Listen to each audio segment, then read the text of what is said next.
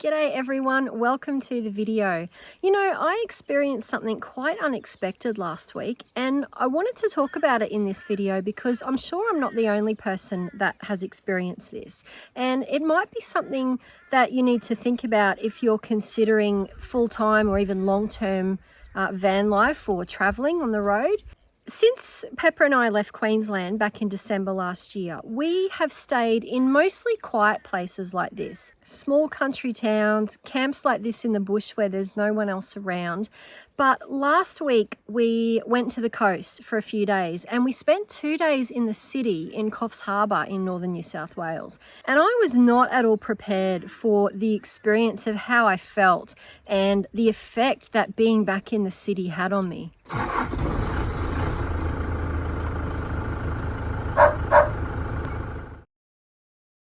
Before hitting the road, I was totally used to being in cities. I have lived and worked in various capital cities in Australia most of my adult life. And even in the past few years when I was living in my parents' semi-rural property on the outskirts of Brisbane while I was building out the bus, even then I would regularly drive into the city to go shopping, for medical appointments, to pick up supplies for my business or things for the bus.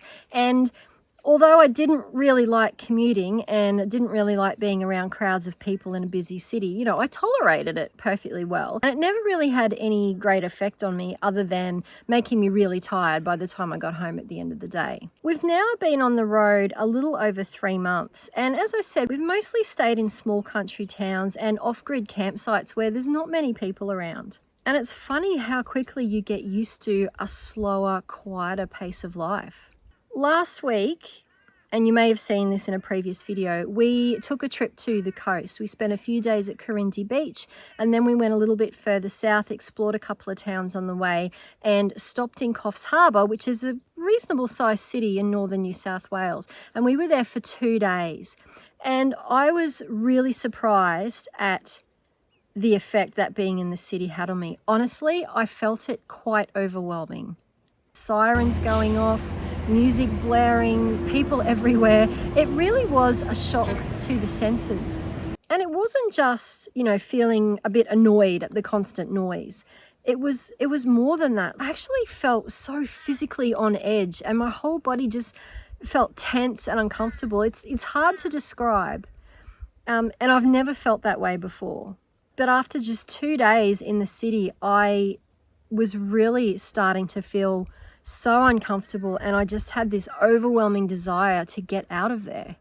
Even Pepper, I noticed, was a lot more unsettled while we were in the city. She was quite scared of the traffic whenever we had to cross a really busy road, and she was just generally more skittish and reactive than she usually is.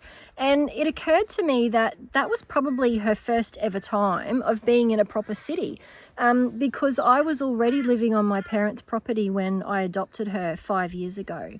And as far as I know in regards to her history, she was rescued from a pound in rural New South Wales. So she has probably never been in a city that busy before. And so for her, that was an even more overwhelming experience than what I was feeling. So after 2 days, I was just desperate to get out of the city and find somewhere peaceful and quiet where there was no one else around so we could both just relax and recharge our batteries and have a reset.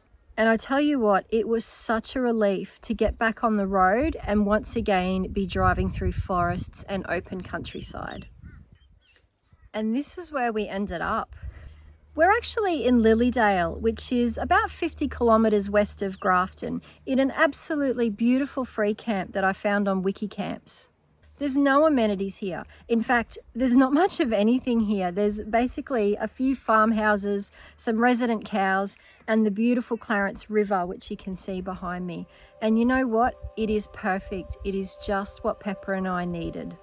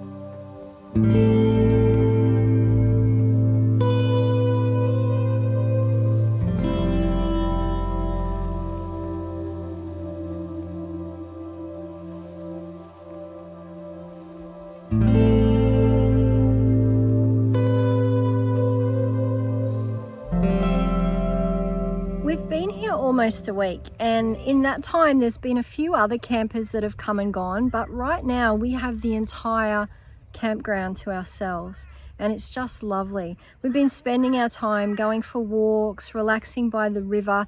I've been catching up on editing and other work. Pepper's just been relaxing and doing stuff she loves. She's had a bone this week, which always makes her happy. She's found stinky stuff to roll in. She's dug holes and got herself filthy dirty. So she's in her element here as well. And I can feel in the time that we've been here that my body just feels so much more relaxed and calm. And yeah, I don't have that kind of tense, agitated feeling anymore since we've been here. So I just wanted to mention that because, as I said, it was totally unexpected for me. I've never had that experience to such a degree being in a city before, and I think it's just because we've been on the road now, as I said, for over 3 months, and I've become used to being in quiet places, and I've adapted to that way of life. I mean, I absolutely love it, but I guess it's something that I need to be mindful of, because there are going to be times when I need to go into a city. I actually have to go back to Brisbane in a few months for medical appointments and other things. So I guess now, having had the experience that I had last week, I can sort of mentally prepare for returning to the city a little bit better, and I know what to expect now.